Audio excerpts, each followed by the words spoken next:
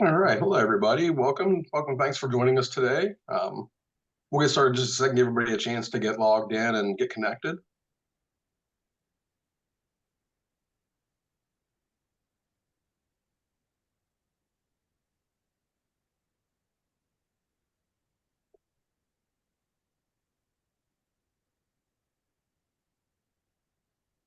All right. So we have mostly everybody connected. Again, thanks for joining us again, everybody, today. My name is David Carrick. I'm the Associate Director for the WVU Industrial Extension. For those of you who didn't join us last week, welcome. For those of you who are back, welcome. Just a little bit of background. WVU's Industrial Extension has received funding to support these educational sessions about supply chain in order to help small manufacturers build a domestic supply chain for our products. Obviously, the more we make in America, the stronger our manufacturing economy becomes. And we want to provide some information to as many manufacturers as possible to understand what supply chain really means and how West Virginia companies can use a practical approach to enter new markets if you're interested and capable. Um, and obviously, the more we can make in West Virginia, that's our goal. That's what we want to see. We want to bring as much of it home to West Virginia as we can. Currently, our center doesn't offer any specific services in supply chain, but we want to learn as much as we can about the interests, needs, and questions from all of you so that we can create services to support growth in West Virginia that are targeted to the specific challenges and opportunities we have. It's important for us to give you the best information possible. So today, again, we have Adam Lowe with us, who is an expert in supply chain management and has a very practical approach in applying supply chain. Adam's a native West Virginian, graduated from WVU, served in the military. In addition to having experience working at a Tier 1 DoD supplier, he's also started a consulting practice to support this nationwide effort to bring manufacturing back to America as much as possible to West Virginia. So just in case you miss anything or you don't want to frantically take notes, we'll be recording this session so you can play it back as much as you need to catch up on any of that. If you have any questions, please place those in the chat. I'll be monitoring that to make sure we get as many questions answered as possible. And with that, Adam, welcome again. Thanks for being here with us, and we'll turn it over to you. Thank you so much, Dave. Greatly appreciate it. And like you said, I'm a West Virginia at heart, and I will never be anything but a West Virginian. That's where I'm from, and so I do have a heart for the state. And I greatly appreciate your mission there at WVUIE and what you're doing. Thank you so much for giving me the platform, the opportunity to come in and do some good work there in the state. Try to help businesses, small businesses, to increase your view of supply chain, kind of thread it through your organization more efficiently. And so I do greatly appreciate the opportunity. So thanks for the great intro. So today, last week, we talked a little bit about like a wide view, kind of top level view of supply chain. And I mentioned last week that this week's going to be more of a supply chain 101. It's going to be pretty definition heavy, so I apologize in advance. I want to try to make it as entertaining as possible. But sometimes when it gets definitional, it gets a little bit dry. So I hope that doesn't happen. And what I'm going to try to do is walk through a little bit of a review. I'm going to talk about the basics of supply chain framework, and then explain kind of the links. That's more the definitional piece and how you can use those definitions to connect your supply chain jargon to the other parts of your organization that you already probably know very well. And then again, that's the vocabulary piece. And I will have a kind of a send away at the end. Again, don't feel that you need to take definitions really quickly. I've got them all kind of defined, all the words that I'm going to be talking about, all the terminology. It's defined in some slides. I'm going to send them over to the team and have them post it with the video. So you'll be getting that afterwards. So let's jump right in because it is quite a bit. And again, thank you so much for coming in. Your interest is huge. I'm so happy to see the businesses and the turnout. So thank you so much. Review. So for the first session, we talked a little bit about alignment with your company values, your missions. I call it my why, the why I do the company that I do for my consulting piece. and aligning that within with the supply chain within your group. So you don't want to operate outside of that alignment. If your company says you're for a certain thing, or this is a key core value for your company, make sure that you stay in alignment with that within your supply chain. Supply chain goes many times outside of your company, so you also have to consider those other vendors or suppliers who you're doing business with. So that's important to make sure that that alignment is kind of congruent within your company, and you parallel that with any outside vendors. You want to make sure that's a tight line, and that helps with messaging, it helps with communication, it helps with all kinds of stuff, and it also is the perception of your company and that you're doing what you say you're going to do. The second piece was using your supply chain network to find additional streams of revenue and kind of thinking bigger. So that was just, like I said, top-down view, very, very big picture of supply chain, having the folks who are strategically placed there in networks outside of your company, looking for potential opportunities that maybe you have the capability to produce another product line within your company, looking for those opportunities outside of your company of where you might be able to solve someone else's problem. That's kind of where that fits in. So this week, again, we're going to talk about the links of the supply chain, internal and external supply chain, and then how supply chain impacts organizations. This is the kind of the basic flow of what your supply chain is within your group. And again, a lot of terminology about when you're listening for certain things, whether you're in a specific supply chain role, that could be procurement, that could be vendor selection, vendor quality, noting design even. So we're going to walk through kind of a build process here and discuss a little bit more about that through this kind of session. So I want to start out here. We're going to talk about Company Z. Company Z is a fictional company and that I created for the purposes of this. No, I didn't really create it. Maybe I could. It would be amazing if I could create this company, let me tell you. Because Company Z, what we do is we build glasses, but the key thing about these, they're X-ray glasses, right? So we're going to talk about some of the subcomponents within these glasses that we build. All the way from design, all the way from the very, very start of the operation to selling it off to the final customer. And in that, we kind of talk about the different links of the supply chain. So within the supply chain, we talked a little bit about this in the first session. I'll go ahead and reiterate now. Supply chain is basically taking a raw material through a series of value-added processes, and that could be through different companies, and then supplying it to an ultimate user or a customer at the tail end. So all of those different sections, usually if it goes through a different company, those are your links in your supply chain. If you are a company and you're building something, you are one of those links, and you could be a company that has multiple links in different supply chains. So that's kind of what I'm talking about when I'm discussing supply chain at a base level. Again, it could be raw material that is extracted from the ground. It could be intellectual property that you're creating, you're adding value to, you're selling off, and then maybe you sell it to the next person who adds some value to that process, that next company that adds value to it, combines it with other product, and then they create a top level, and then they sell it to consumer. All of those different companies are links on a supply chain. So when I say that, that's what I mean. All right. So let's jump right in. Again, we got a lot to talk about here. So Company Z, X-ray glasses. We have lenses, we have frames, and we have fasteners, and we got a logo. So when I'm probably not going to go in depth in every single definition and relate it back to the frames, but when I give examples, I'll try to relate it back to the frames and what we're trying to accomplish by creating these frames. So supply chain, again, I just kind of mentioned what that is. One of the pieces for these we found is the lenses themselves, the actual glassware that's in there. There's a specialty company in India that can create the base level for the glass. Now, we add value to that glass at our company, but they create the glass at a base level. That would be our global supplier. So a lot of the times when you're sitting at a desk or when you're determining within your design where you want to source your material, you have to think of who can provide what we provide. Again, stateside is fantastic. If you can find somebody USA, awesome. Sometimes we don't. Sometimes we have to go outside of the United States and find a vendor who can supply what we need. And you'll hear that called your global supply chain. Not much of a difference there, but that's what that's called. So I've been throwing around the word vendor, supplier, contractor a lot. That is simply any group that's providing your material as a subcomponent in. So you can be a vendor on someone's supply chain.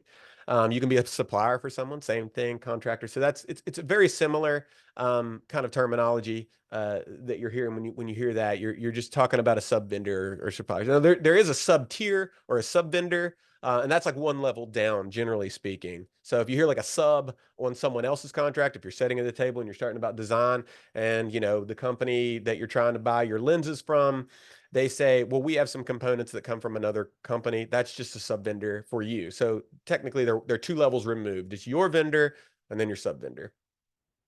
In the design vocabulary, so it's really important. I will note that when you're designing, and you're at the very front end, you have concept.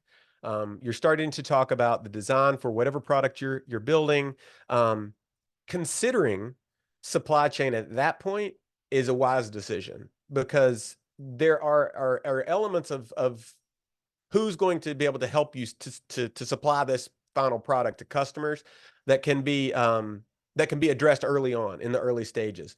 So having someone within the supply chain department sitting at the table during some of these discussions, and kind of understanding where you're going with your design, understanding where you're going with this kind of this concept, can be very helpful, so that they kind of know what you're thinking about during that section.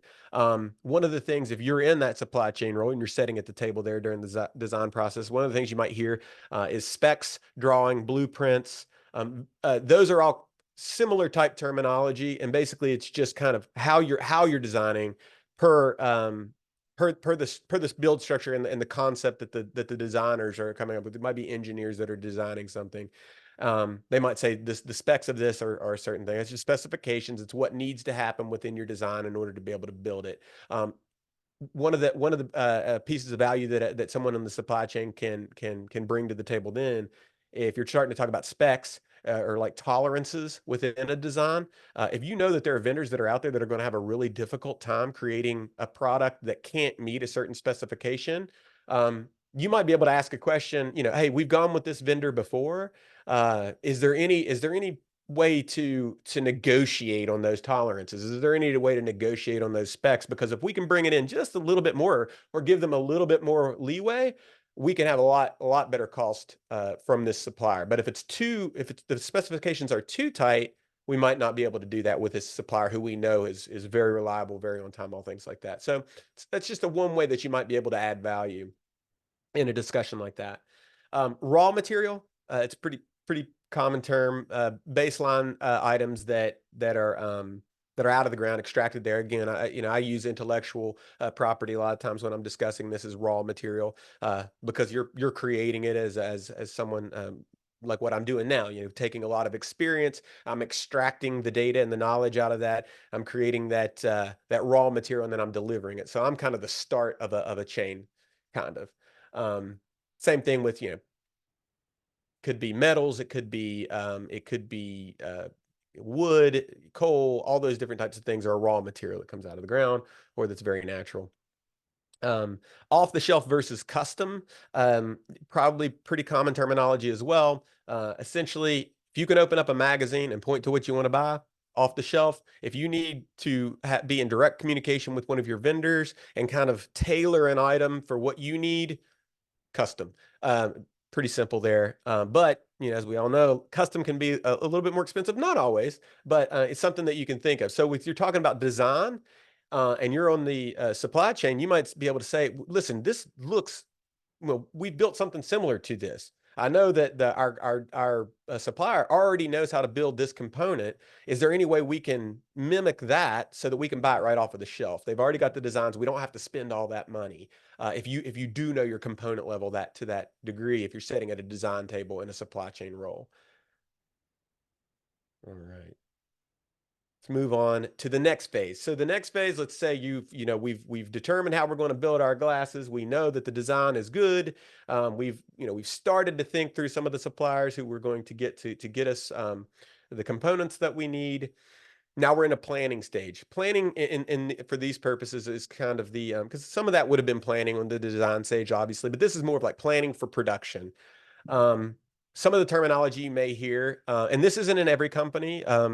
Many small companies have internal ways of kind of accomplishing the same goals as the top two here, the ERP or the MRP systems. ERP is enterprise resource planning. So if you hear that, that's called, it's basically a software system that houses a lot of functional softwares within one kind of family. That allows people to do business, everything from HR type screens that you can use and kind of consolidate information and plans and all kinds of good stuff to operations. One of the pieces of that would likely be, especially in our industry, for our focuses, would be MRP, and that's material or manufacturing resource planning. And so that's kind of like planning what you need to get, how you need to get it, and putting it all together in a build plan or a build structure per a certain amount of supplier dates, times, material processing dates and times, when you want to build, how you want to build it. That's kind of what MRP does. So when you hear these terminologies, one system that I'm pretty familiar with is SAP. SAP is a top level ERP system, and then we use the MRP function within SAP a lot as well for resource planning and operations as well. In line with that, you hear PRs or purchase requisitions, and closely associated with purchase orders, and I'll kind of explain a little bit about that. Purchase requisitions essentially, so let's look at our glasses. We know we need to buy frames, and we need to buy arms, and we need to buy the hardware that connects the two. We need to buy that glassware from India, and so we need to source that material. We need to get a bid, a quote, or source it. So that's kind of a sub component of the purchase requisition piece. And you may have one person in your supply chain organization that does all of this. They might go out, they might source, they might look for vendors, they might do the whole thing, and find folks who can build the subcomponents that you need to put together. Now remember, in this design, our key process that we own, that we've kind of patented, is taking that glassware from India and using laser systems to hone in on the exact design of the glass to make it X-ray spec. So that's what we've determined. We've patented that. That's it's proprietary. Nobody knows how to do that. We just need this subcomponent. We found this one glass that does the trick out of India. So we've already known that. That's part of the design stage. This is part of the procurement stage. This is more of like, all right, now we're going to go back to that company who can do that for us, and we're going to set the terms and conditions and whatnot for that. And I will talk about terms and conditions in the next slide. But the purchase requisition is basically, we know that we need material. We've got to get that request out into the world so that we can find some folks to build us that subcomponent. Get a bid on it, you get a quote on it, the sourcing, again, similar terminology there, and then you find out who you want to create that subcomponent for you. And then once we've determined who's going to do that for us, we cut a purchase order. So purchase orders follow the purchase requisition. Purchase order is just, now we know who we're working with, and that's kind of wraps up the terms and conditions of what we want, and we order that material. It's very simple as far as just the order for the material that you have out in the world. Buyer or procurement, that could be a specific person, that could be a specific group within your supply chain department. You might have your buyer who is also your salesperson. You might, it varies. Lots of people wear lots of hats, but essentially your buyer or your procurement team, your procurement person, that's who's getting you that material. That's who's getting the request into the right hands for those vendors. And negotiating oftentimes, and there might be many parties involved in the negotiation, of course, but usually your buyer is leading that charge. Carrying costs, I just mentioned that specifically because in a supply chain role, you can help at this point with your carrying costs as far as like setting up those purchase orders and things. Like if you there's many different flavors of how you can set these things up to your benefit. for instance, if you want to order all your material up front, that's one way of doing things so that you know it's in-house and you can build with it. However, what that does is that creates a situation where you have a lot of could potentially have a lot of carrying costs in that material. So for cash flow purposes, at this point, if I'm in supply chain, I'm thinking, all right, what makes the most sense is I'm talking to how the manufacturing floor needs to or wants to build this item. Is there a way for me to break up this purchase order and buy it, over time, over different deliveries, things like that, so that money isn't all carried in your inventory? That just helps you with cash flows and things like that. Now, I'm not an expert in any way, shape, or form on cash flows, but there are many. So if you have a lot of questions about that, I'm sure we can hook you up with the right person. But you do have to consider that and how much cash you have invested in your warehouse or in your inventory. It reduces the flexibility that you have downstream in your build processes. And up front, if you're thinking about that as a supply chain person, that is just good planning. It's good. It's good to consider.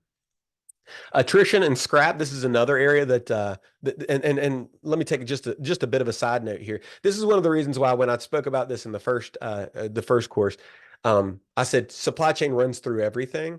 We're looking at that right here. Supply chain can gain tons of information from your manufacturing operation and your floor, and how you do business and asking the right questions at this point in time that helps you to understand how to do your job better. So those communication channels between your different groups being stovepipe will reduce the efficiencies, especially and this is just a good example, attrition or scrap rate. So when you're putting a purchase order on the books or you're putting a purchase requisition out in the world, if you understand from your manufacturing processes that 20% of your items are going to go to scrap for a particular subcomponent, you have to consider that. Should consider that when you're ordering this material. So as you're putting out a purchase requisition and you're kind of looking out into the world, who's going to be able to deliver, an attrition rate or a scrap rate is important to involve at this point in the decision making, because you might get a deal that's better if you,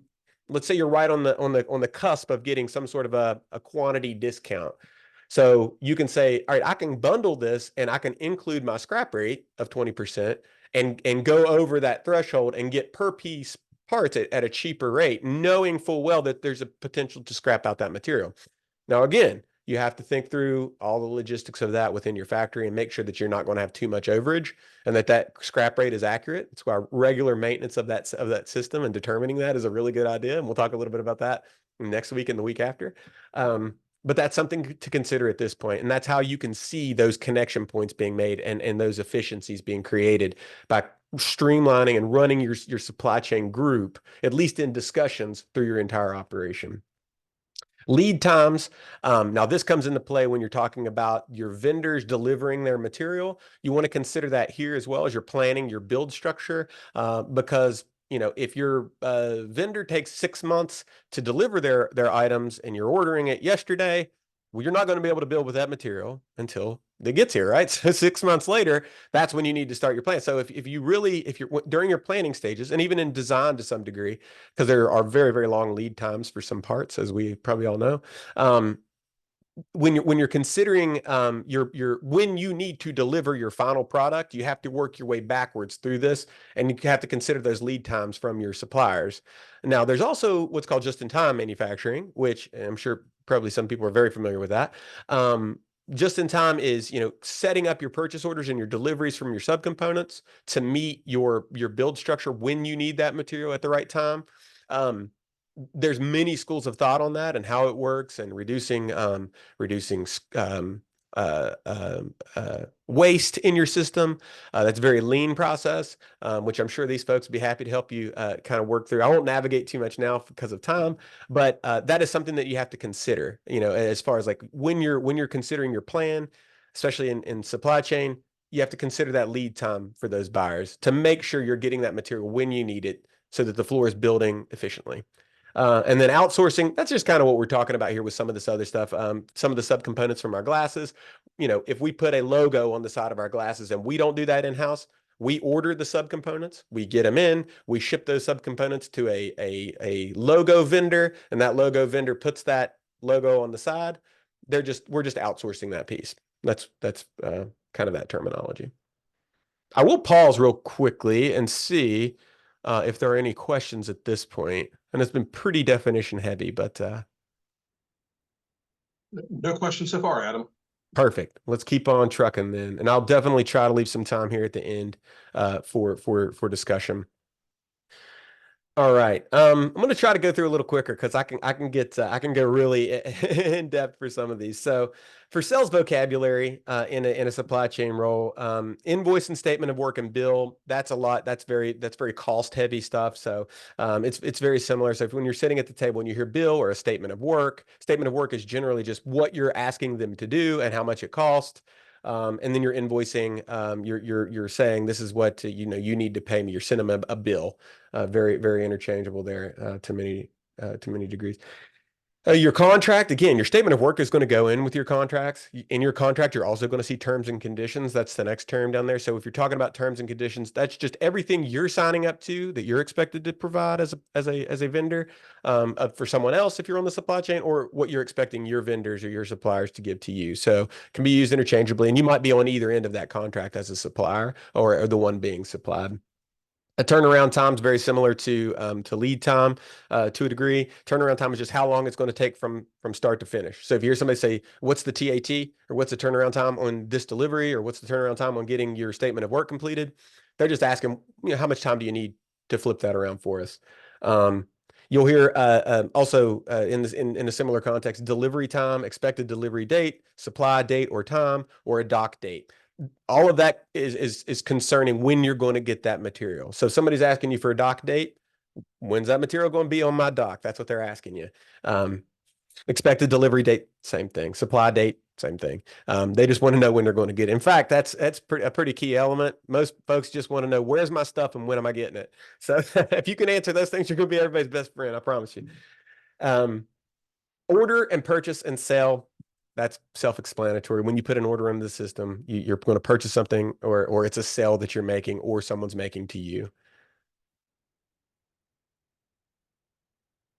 Receiving vocabulary. So this is when you're in a supply chain role and you're going to be receiving material in, or someone else that you're working with needs to receive material in on their side. You can hear this terminology there as well. You have like a quality or an inspection. You may have like a quality or an inspection. That's just kind of those terms and conditions. Generally speaking, a lot of your material may fall into a specific quality rating that it needs to meet, or an inspection rating that it needs to meet. And oftentimes, not in every operation, but a lot of operations, that happens during the receiving process. Did we get what we said we needed? Or did we give what we said we needed? So if it's an outgoing inspection or an outgoing quality element, you just need to know specifically for supply chain. Most of that is how long is it going to take to do that quality inspection, or what is expected there, and then what is the follow on if it doesn't meet the rate. Well, should be in your terms and conditions. What happens if it's not what we ordered, or not what someone else ordered from us, and then how do you resolve that in either direction? So that's, you might hear that terminology during that. And Dave, I did see you go off. Did you have a question?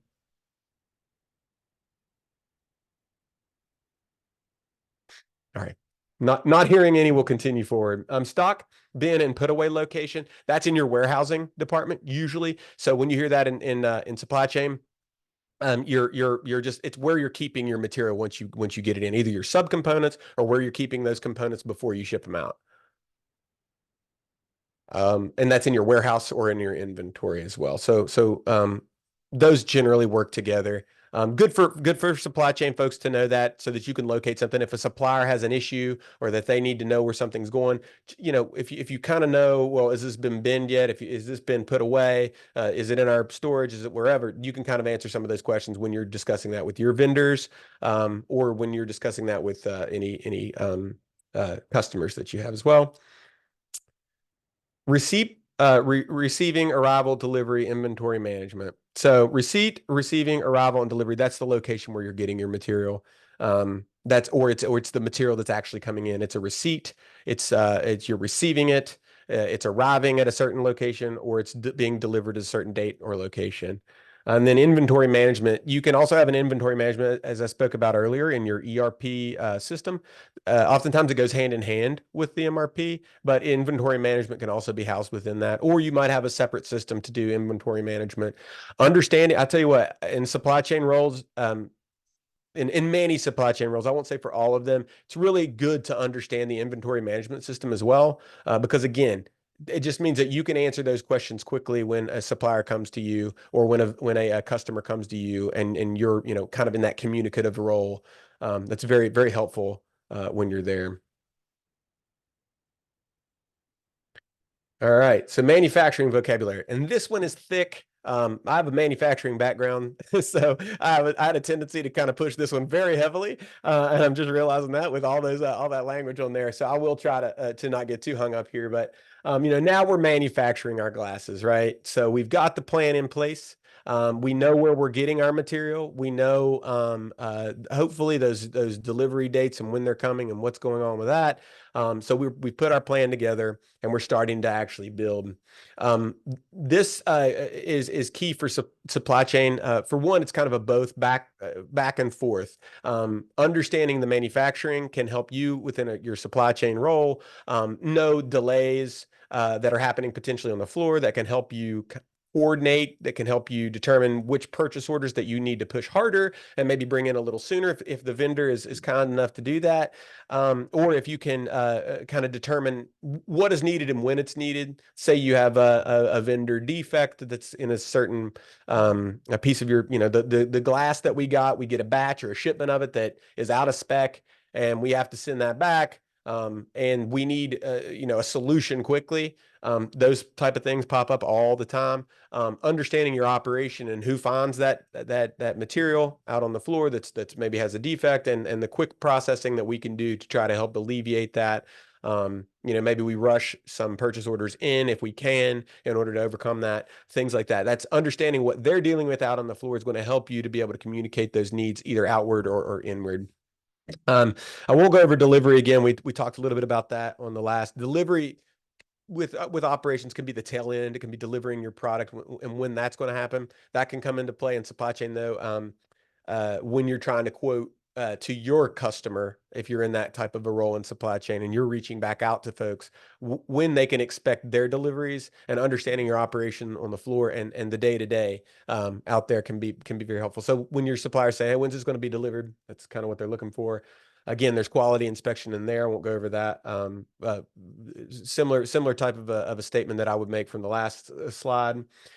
Planned order, or future build. So this is something that you've built your plan, and let's say you have a staggered plan where you're going to build in lot sizes of 250 per month. That's one every week. You're building 250 of whatever unit you're building. For these glasses, we're going to build 250 a week. We've determined that our operation can do that. That's our kind of our rate that we want to keep to. Basically, a planned order is just you have a current order that's on the floor being built. That's generally called your production order, or you might hear it called a production order. That's what's being produced currently. Your planned order or future build is like those next staggered groups. So when you say, well, this is a planned order, that means generally speaking future. So you might hear those two terms kind of similar, used in the same context. And then your production order, or the order on the floor, that's what's being built currently.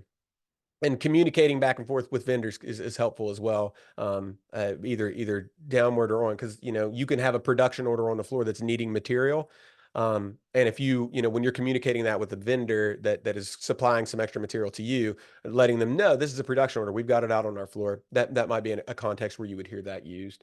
Again, turnaround time, I won't reiterate that. IMPT, in-house production time, that's how long it takes you to build an element of your structure across the floor. So if that helps you to communicate with if you're in a supply chain organization, that helps you to communicate how long it takes us to build what we're building, so that you can give some realistic dates and times when you're talking about delivery to your customer.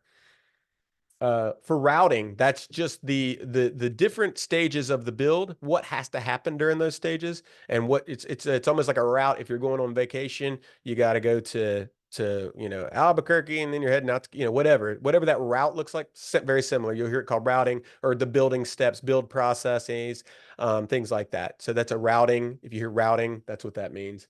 Um, Consumable material, that's generally speaking, it's a throwaway type material. It's a material that's not going to be in the final product. So, if you have a vendor, and this comes into play too, and I haven't mentioned much about this, but it's very important to understand the regulations for your industry, in these different stages. So the regulations in your industry may dictate some specific elements of what we've discussed in here. If you have a consumable item, that's an item that's not stated on the bill of material. And if you are in an industry that has to document very closely all the items that are within a build, you're oftentimes that will be a regulation that you're not allowed to put things within that build, obviously, that aren't documented if you have to have traceability. So that would be more of a consumable item. It might be something like nitrile gloves, or it might be cotton swabs, or it might be alcohol, something like that that you use to build. It's a part that you have to have. It's a supply that you need, but it's not specifically within the structure that you're building. It just helps you to build it. But it's also very important because sometimes people will say, I've got this particular type of cotton swab. If you're building something that has cotton swabs in it, that might be, I don't know, that might, have a regulation on that. It might have to have a certain specification. They might not build them to that specification, or they might not, create them to that specification. So if you have a specific specification, that might be something that you have to discuss with a vendor who you're buying from, or somebody who you're selling to. Is this going to be a consumable, is how you might say. Is this a consumable, or is this in your bill of material? And bill of material, that's down just a couple there. I'll go ahead and explain that. Bill of material is just what's within your build structure. So it's what you need in order to build whatever it is you're building, that is actually going to be components that continue to follow that build on down the line, wherever it goes. Either it goes to your customer, or it just goes to the next higher level assembly. So your BOM, or your bill of material, is going to be is all those component parts, and it's kind of out on a list, and the quantities usually are associated. Plant stock also can be, you might hear that used for a consumable as plant stock. It's something that we just need in the plant to be able to build our items with.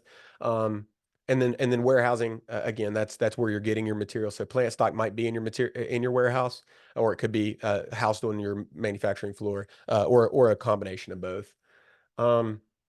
Kit or kit short. This is essentially a kit, is a box of material. That's the easiest way. When you're sitting at a table and you're talking about, folks in operations, if you're not in operations, this might be, common language for supply chain.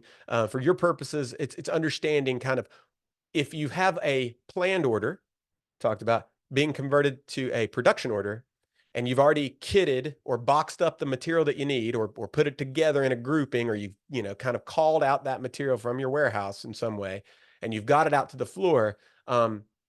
You may get questions to say, was there enough material to kit that?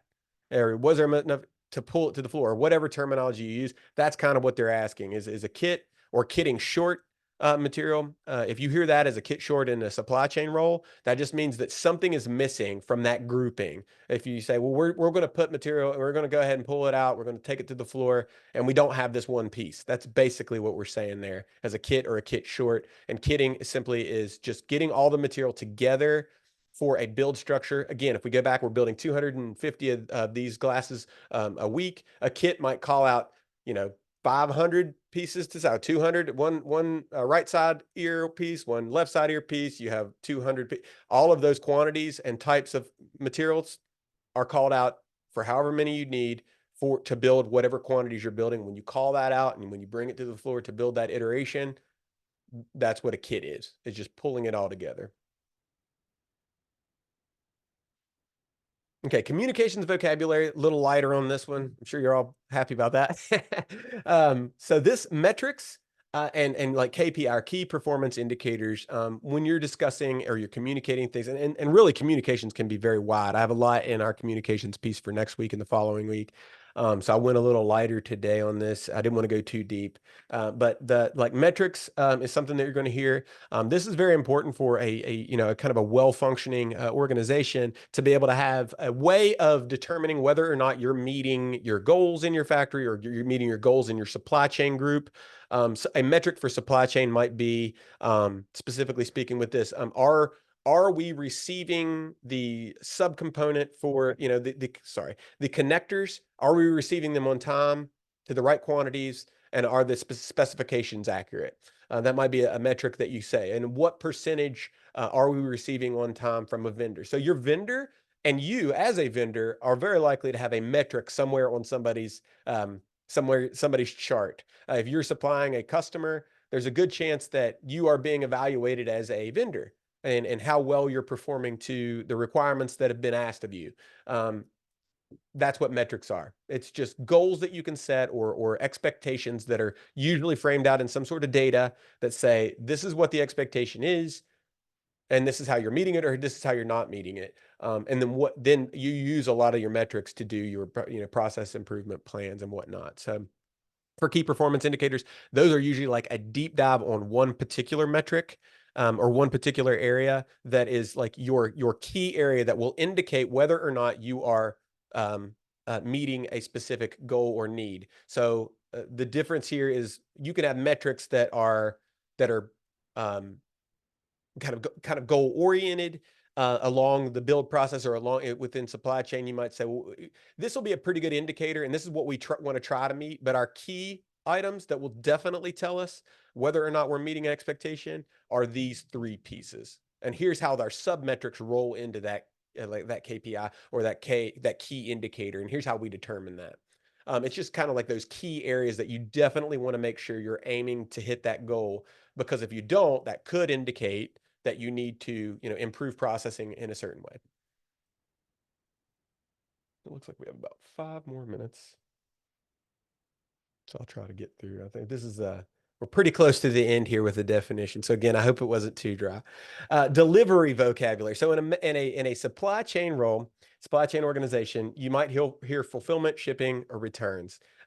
Fulfillment, are you fulfilling the requirement based on the terms and conditions and when you're going to be able to deliver something?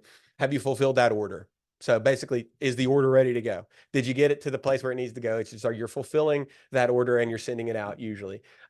Shipping, same difference. Like everything has to roll into your shipping department, or who's going to take that material that you've completed to the customer, wherever it's going. And then returns. Now, this is the key one. We'll talk a lot about this, or some about this in upcoming webinar sessions. Returns and having a return policy is important. So if you,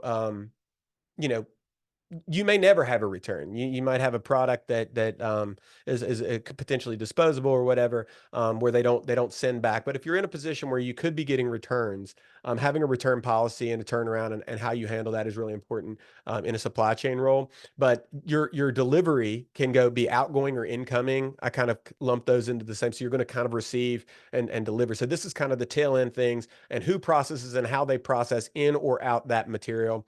Again, key concept here for supply chain folks is when are they getting what they want, and is it to stat? Are you meeting your date for delivery, and how is that going out, and communicating that with your customer, or communicating that with other vendors, in order to make sure that you're trying to meet those dates. That's kind of a lot of the context from my experience in supply chain that you're going to hear your delivery vocabulary. It's kind of like you got to the end of the line. Where are we with our deliveries? Where are we shipping it out today? Do you have tracking numbers? If you have tracking numbers, what are they? You're going to, that type of a question. If you're in that communication type role, that's what you're going to hear a lot of. We want to know when we're getting it. So for the shipping, the returns, and the fulfillment, that's kind of the language that you might hear associated with your delivery or your tail end of your process. All right. Great. That is kind of going through the different stages of the build process. So at this point, we've gotten our components in, we've found our vendors, we know we have the best materials coming in to build it. We got the highest quality. We've got the best schedule. We are just rocking it. We've developed this amazing process that we've patented to create these X-ray vision and these X-ray glasses. And we have the best subcomponents to build those glasses. And now we've reached the point where we've completed them, we've delivered them. Our customers are satisfied, and everything's just wonderful with our company. So now we got some minutes, hopefully, Dave, if there are any questions. Yeah, thanks for that. That's a lot of interesting information. I think it's always good to have that baseline to understand. Some of those terms I was familiar with, some of them were new to me. I'm sure that's the case for a lot of folks on the call. Doesn't look like there's any questions in the chat at the moment. So if anybody wants to unmute themselves and ask any questions or share any thoughts, we're happy to have that.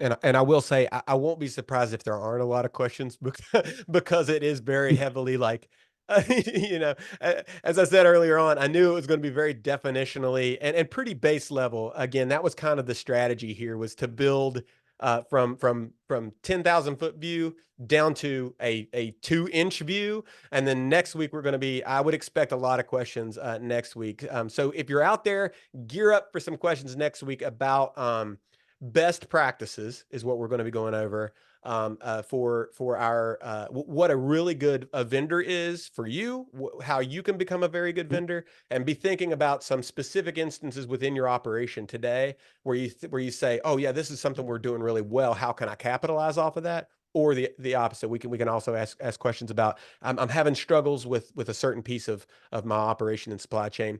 And we'll also talk about that in week number 4. That's going to be, if I've got difficulties or if I'm not meeting my own expectations and others in a certain area, how can I fix that? So the next 2 weeks are going to be very practically oriented. Great. Yeah, I think it's always good to have this foundation to understand everybody's on the same page, speaking the same language before we get any deeper into it. Sure. So to make sure everybody knows what's going on as we move forward. So with that, there's no more questions. Again, thanks, Adam, for all the content and the time today. Thank you, everybody, for joining us. Be sure to make sure you register for the sessions Adam's talked about in the next few weeks. We've got 3 more of them left. If you have any questions after this, feel free to reach out to Adam or myself. And if not, we will hopefully see you next week. Thank you all. Thanks, everybody. Thank you.